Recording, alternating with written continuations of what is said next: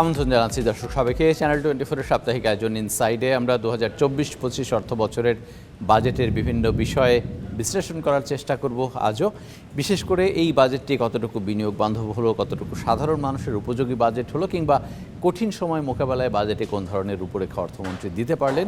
আমরা লম্বা সময় ধরেই এই ধরনের আলোচনা শুনছি, আবারও সেই বিশ্লেষণগুলো আপনাদের সামনে তুলে ধরব ডক্টর কাজী খলিকুজ্জামান আহমেদের মাধ্যমে। তিনি বাংলাদেশ অর্থনীতি সমিতির বর্তমান সভাপতি।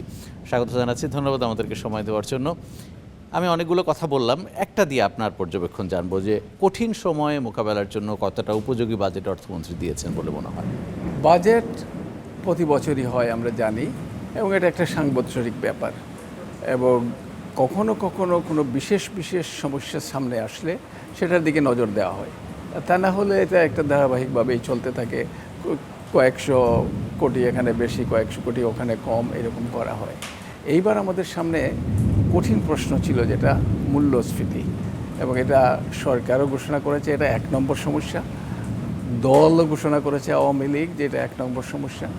আমরা সবাই জানি এটা 1 নম্বর সমস্যা, সাধারণ মানুষের উপরে সেটার অভিঘাতটা পড়ছে।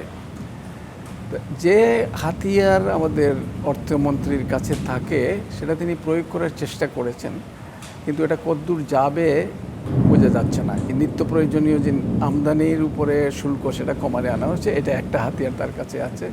আরেকটা হাতিয়ার হচ্ছে ঘাটতি বাজেট, ঘাটতিটা কম রাখা, সেটা প্রয়োগ করার চেষ্টা করা হয়েছে। কিন্তু বাস্তবতা তো অন্য। বাস্তবতা হচ্ছে বাংলাদেশে সঠিক পদক্ষেপ নেওয়া হয়েছে। যেমন একটা পদক্ষেপ অন্যান্য দেশে কাজ করেছে মূল্যস্ফীতির ব্যাপারে, ব্যাংক ঋণের সুদের হার বাড়ানো, সেটা মার্কিন যুক্তরাষ্ট্রে কাজ করেছে, ভারতে কাজ করেছে, শ্রীলঙ্কায় কাজ করেছে, যুক্তরাজ্যে কাজ করেছে। এটা দিয়েই তারা মূল্যস্ফীতিকে নিয়ন্ত্রণে এনেছে। বাংলাদেশে এটা দেরিতে হলেও করা হয়েছে। অনেক আগে করার কথা আমরা অনেকেই বলছিলাম, কিন্তু সেটা করা হয়নি, অনেক দেরিতে। কিন্তু তারপরে এটা কাজ করে না। কাজ না করার মূল কারণটা হচ্ছে এখানে কিছু লোক আছে যাদেরকে আমি দুষ্টচক্র বলি, তারা সঠিক পদক্ষেপকেও বাস্তবায়িত সঠিকভাবে হতে দেয় না। আর তাদের স্বার্থ যেখানে সংরক্ষিত না হয় তারা সেই কাজটাকে বাধা দেয়, এবং এই যে দুষ্টচক্রগুলো সর্বত্র বিরাজমান। আমরা দেখছি যে পেঁয়াজের দাম হঠাৎ করে বাড়িয়ে দেওয়া হয়, আলুর দাম হঠাৎ করে বাড়িয়ে দেওয়া বা হঠাৎ করে কমিয়ে দেওয়া হয়। তারপরে দেখলাম আমরা যে ডলারের বাজারে সেখানেও আছে। আরেকটা জায়গায় অতি সম্প্রতি আমরা দেখলাম বিদেশে শ্রমশক্তি প্রেরণের ক্ষেত্রে, সেখানেও একটা বড় চক্র, 17,000-এর মতো যারা শ্রমিক হিসেবে যাওয়ার কথা তারা যেতে পারলেন না। এরা প্রায় সব ক্ষেত্রে, আমাদের অর্থনীতির সব ক্ষেত্রে বিরাজমান, এবং এতে অনেকের এত বেশি শক্তি যে তারা যেটা চায় সেটাই করে ফেলে। আমরা এই ধরনের আলোচনা আরও শুনবো, বাজেট কেন্দ্রিক আপনার পর্যবেক্ষণ আরও একটু শুনবো এইভাবে যে অর্থনীতি সমিতি তো প্রতি বছরই একটা বাজেট দিয়ে থাকে। এবারও আমরা দেখলাম যে সরকার যেটা দিয়েছে তার প্রায় 2.5 গুণ একটা বড় আয়তনের বাজেট আপনারা দিয়েছেন, এবং সবচেয়ে বড় স্বস্তির কথা আপনারা বলবার চেষ্টা করেছেন যে ঋণ নির্ভর বাজেট না, এটি অভ্যন্তরীণ রাজস্ব দিয়েই এত বড় বাজেটও বাংলাদেশে করা সম্ভব। এই দুইটাকে আপনি কিভাবে মেলাবেন? একটা হচ্ছে সম্ভব, একটা হচ্ছে বাস্তব। তো সব সম্ভব সেটা বাস্তবে রূপান্তরিত হয় না। অর্থনীতি সমিতি যেটা করে সাধারণত এটা একটা স্বপ্ন দেখানোর মতো আর কি ব্যাপার। এটা এই দিকে আমরা যদি যাই তাহলে আমাদের বাজেটও বড় হতে পারবে এবং ঘাটতিও কম হতে পারবে। তো এটাকে ধরে নেওয়া ওইভাবে যাবে না যে বাস্তবায়নযোগ্য একটা বাজেট, সেটা নয়। স্বপ্ন দেখানো, কেউ না কেউ কিন্তু স্বপ্ন দেখাতে হবে। তো আমরা সেটা চেষ্টা করি একটু স্বপ্ন দেখানো, যে এই কালো টাকা অনেক এত আছে, সেটা যদি আনা যায়। সেটা আনা যাবে না সেটা আমরাও জানি, সবাই জানে, আনা যাচ্ছে না। প্রতি বছরই সরকার একটা সুযোগ দেয়, এইবারও দিয়েছে, আসবে না। তো এইবার সুযোগ দিয়ে যেটা করেছে, মানে তো বারবারই করা হচ্ছে একই জিনিস। 15% কর দিয়ে কালো টাকা সাদা করা যাবে, আর সৎভাবে যে অর্জন করবে তার 38 লাখ টাকার বেশি হলে 30%। তার মানে দুর্নীতিকে উৎসাহিত করা হচ্ছে। কাজে কিছু কিছু পদক্ষেপ আমাদের এখানে আছে যেটা যে পথে যাওয়ার কথা সেই পথে যাচ্ছে না। অর্থনীতি সমিতির বাজেটের সাথে সরকারের বাজেটের একটা বিস্তর ফারাক, যদিও আপনি এর আগে ব্যাখ্যা দিয়েছেন যে আপনাদের উদ্দেশ্য থাকে যে একটা আশা দেখানো, প্রত্যাশা দেখানো, যেটাও করা সম্ভব বাংলাদেশে, কিন্তু বাস্তবতাকে পাশ কাটিয়ে আমি সে ধরনের একটা স্বপ্ন দেখাতে পারি কিনা। না, সেটা হচ্ছে একটা স্বপ্ন দেখানো। মানে এই কাজ করা যায়, ইচ্ছা করলে করা সম্ভব, কিন্তু ইচ্ছা করতে হবে এবং সেই পদক্ষেপ নিতে হবে। কিন্তু আসল ব্যাপারটা যেটা হয়, সরকার যেটা বাজেট দেয় সেটাও আমরা দেখি যে উন্নয়ন বাজেটের কথা যদি আমি বলি, গত 3 বছরে প্রথম 3 মাসে ব্যয় করতে পারে মাত্র 5-6%, তা 6 মাসে করে 15-16%, আর 9 মাসে করে 26-27%। শেষের দিকে তাড়াহুড়া করে কিছু ব্যয় হয় এবং 85-80-90 ইত্যাদি হয়ে যায়।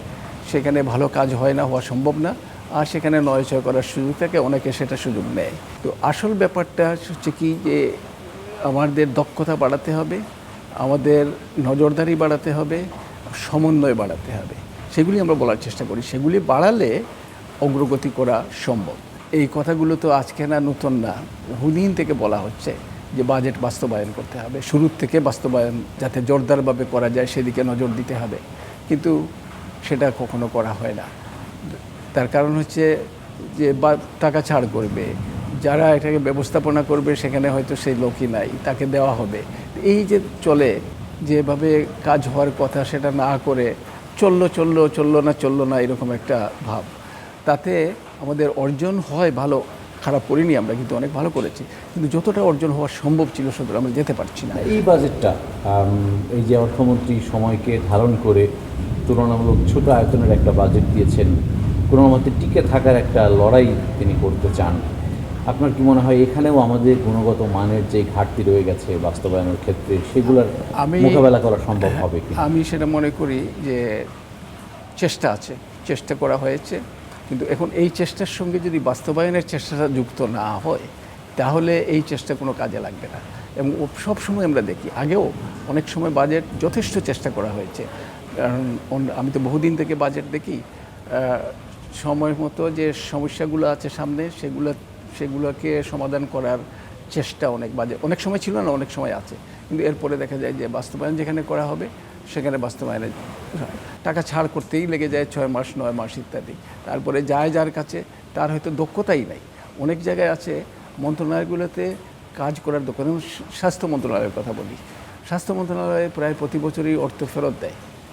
আমরা অনেকে বলি যে বরাদ্দ কম হয়েছে, স্বাস্থ্যে অনেক বরাদ্দ আসলেই কম হয়, মাত্র 0.67% জাতীয় উৎপাদের, এইবার আরও কমে গেছে বোধহয়, কিন্তু সেটাও তো খরচ করতে পারে না। আসলে আমরা কি সংস্কার বলি, সুশাসন বলি, নজরদারি বলি, যতটা টাকা খরচ করছি ততটা এদিকে নজর দিচ্ছি না? বিষয়টা একটা বড় কারণ হচ্ছে মূল্যবোধহীনতা।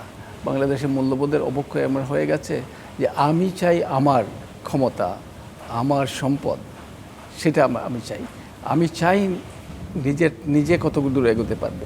দেশপ্রেম তো আমার মনে হয় বাংলাদেশে একেবারেই তলানিতে চলে গেছে। আর আমাদের সংবিধানে পরিষ্কার করে বলা আছে যে সবাই এই দেশের আমরা মালিক, কাজেই সবাইকে সম্মান করতে হবে, সবাই সমমালিক। কিন্তু যারা চেয়ারে বসেন, যারা বাকিগুলো আর মানুষ মনে করেন না, তারা নিজেরাই হচ্ছেন এই সব কিছুর যেন মালিক আর কি।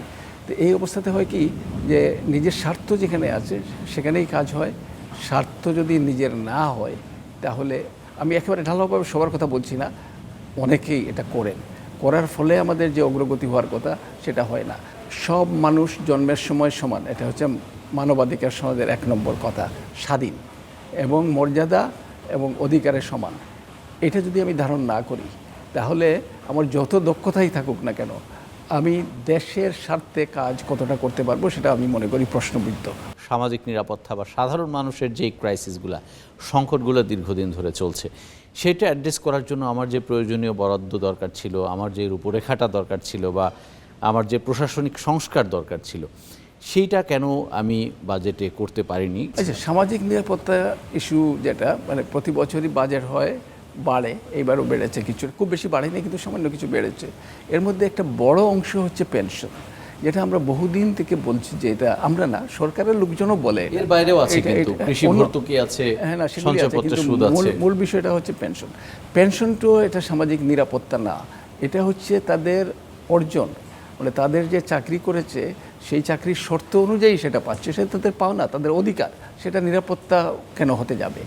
এটা কেন বাদ দেওয়া হয় না? হয় কি, এটা যুক্ত করলে অঙ্কটা অনেক বড় হয়ে যায়, এটা বাদ দিলে অনেক কমে যায়, কিন্তু এবার সামান্য কিছু বেড়েছে না। কৃষি ভর্তুকিটা খুবই জরুরি, আমি মনে করি বাংলাদেশে আমাদের খাদ্য নিরাপত্তা যেটা নিশ্চিত হয়েছে, এটা এই আওয়ামী লীগ সরকার কিন্তু প্রথম না, সেটা আমি সামাজিক নিরাপত্তার মধ্যে রাখবো কি না বাইরে রাখবো সেইটা হলো। এটা রাখা যেতে পারে, কিন্তু পেনশন কোনো অবস্থাতেই রাখা যেতে পারে না। এটা বাইর করলে আরও ভালো, যে আলাদা করলে বোঝা যাবে, কিন্তু মূল বিষয়টা হচ্ছে পেনশন তো কোনো অবস্থাতে এখানে আসতে পারে না। আমাদের এটা দরকার। এখন আমি সামাজিক নিরাপত্তা বলি আর ভর্তুকি বলি, যা কিছু বলি, আমাদের খাদ্য নিরাপত্তা নিশ্চিত করার জন্য উৎপাদন বাড়াতে হবে দেশে। বাইরের থেকে অনেক সময় দেখা যায় যে টাকা থাকলেও পাওয়া যায় না, দাম অনেক বেড়ে যায়।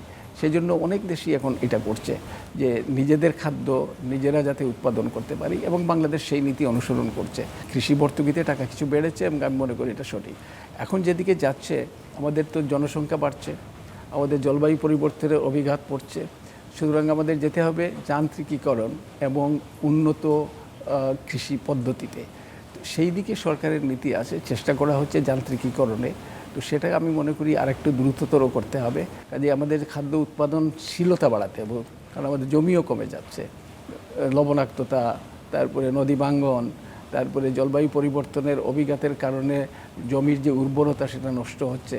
কাজেই আমার চেষ্টা করতে হবে গবেষণা, এই যে একটা ব্যাপার, গবেষণায় কোনো অর্থ নাই। 0.3% জাতীয় উৎপাদের গবেষণায়, এটা একটা দেশ যেটা আমরা উচ্চ মধ্যম আয়ের দিকে যাচ্ছি, উন্নত দেশ হওয়ার চেষ্টা করছি 15-20 বছরের মধ্যে, এর কোনো অবস্থাতেই যায় না। মানে গবেষণা না করলে তো আমি বাস্তবতা জানতে পারবো না, কোনটা করলে কী কাজ হবে, কী আরেকটা হয় এই যে গবেষণা না করার জন্যে একচোখা নীতি নেওয়া হয়। মানে যে একটা নীতি নিলাম বা একটা পদক্ষেপ নিলাম, এর প্রতিফলন অন্যখানে কি ঘটবে সেটা আমরা জানি না। আমরা যেমন একটু উদাহরণ দিতে পারি, ডলারের দাম বাড়িয়ে দেওয়া হলো 110 টাকা থেকে 117 টাকা হঠাৎ করে একদিন। এই বাড়িয়ে দেওয়ার ফলে বলা হলো যে ডলারের বাজার আমরা স্থিতিশীল করতে চাই, কিন্তু তার যে প্রতিফলন পড়লো মূল্যস্ফীতিতে, কারণ আমদানির দাম বেড়ে গেল এবং যে রপ্তানির আমদানি খরচ সেটা বেড়ে গেল, তাহলে সেখানেও ক্ষতি হবে, সেটা চিন্তা করা হলো না। কাজে গবেষণা না থাকলে যেটা হয়, এই যে একচুকে একটা নীতি নিয়ে নেওয়া হয়, যে হঠাৎ করে দেখলাম যে এটা মনে হচ্ছে সঠিক, এটাই নিয়ে নিলাম। সেই জন্য গবেষণায় অনেক অনেক বেশি বরাদ্দ থাকে। আমার শেষ প্রশ্ন আপনার কাছে, যে সাধারণ মানুষকে আমরা যেই একেবারেই সমাজের যারা পিছিয়ে পড়া জনগোষ্ঠী, তাদের সহায়তার কথা বলি সবসময়, তারাই তো মূল্যস্ফীতির অভিজ্ঞতা সবচেয়ে বেশি কষ্ট পাচ্ছেন। স্পেসিফিক তাদেরকে টার্গেট করে যে ধরনের উদ্যোগটা দরকার ছিল বাজেটে এসেছে কিনা? একটা ব্যাপার হচ্ছে যে কিছুটা আছে, যেমন সংখ্যা বাড়ানো হয়েছে, যাদেরকে ভাতা দেওয়া হয় তাদের সংখ্যা বাড়ানো হয়েছে, অঙ্কটাও খানিকটা বাড়ানো হয়েছে। আমি আশা করেছিলাম আরও বেশ কিছু বাড়ানো হবে এখানে, বিশেষ করে মূল্যস্ফীতির যে অভিজ্ঞতা এখন সাধারণ গরিব মানুষের উপর পড়ছে, এমনকি নিম্ন মধ্যবিত্ত তো বটে, এই মধ্যবিত্তের উপরে তার একটা অভিঘাত পড়েছে। সেই জন্য আমি ভেবেছিলাম যে এই জায়গায় বাড়ানো হবে, এই জায়গায় সেরকম বাড়ানো হয়নি। তবে একটা ব্যাপার আছে, সরকারের সামর্থ্যের একটা ব্যাপার আছে। সরকারের সামর্থ্য বাংলাদেশে অতি সীমিত। আমাদের কর জাতীয় উৎপাদের যে অনুপাত, সেটা 8%-এরও কম। পৃথিবীর সবচেয়ে কম যে দেশগুলি কর আদায় করে তার মধ্যে একটা। আর তারপরে প্রত্যক্ষ কর মাত্র 3%, বাকিগুলো পরোক্ষ। আর রাজস্ব জাতীয় উৎপাদ অনুপাত, সেটাও 10%-এর কম। এটা এই দক্ষিণ এশিয়া সারা পৃথিবীতে তো কম। আমাদের আশেপাশে ভারতে 11.2%, নেপালে 18%, শ্রীলঙ্কায় 10.8%, পাকিস্তানেও, যেটা সবগুলো সূচকে আমাদের পিছনে আছে, তাদের সেখানেও 10.3%। আমাদের রাজস্ব যে অনুপাত, সেটা থেকেও তাদের কর আদায় বেশি। তো এটা আমরা করতে পারছি না কারণ ওই যে দুষ্টচক্রের কথা বললাম না, এখানে আবার যোগসাজশও আছে। সেই যোগসাজশ এবং দুষ্টচক্র, এগুলোকে যদি আমরা সরাতে না পারি, এই জঞ্জালগুলোকে, তাহলে আমাদের যে লক্ষ্য নির্ধারণ করেছি 31 সালে আমরা মধ্যম আয়ের দেশ, উচ্চ মধ্যম আয়ের দেশ হব, আর 41 সালে উন্নত দেশ হব, সেই পথে হাঁটাটা খুব কঠিন হয়ে যাবে। অনেক ধন্যবাদ। আমাদেরকে আজকের আলোচনা এখানে শেষ করতে হচ্ছে। দর্শকের সাথে শেষ করছি আজকের মতো ইনসাইট। ভালো থাকবেন সবাই।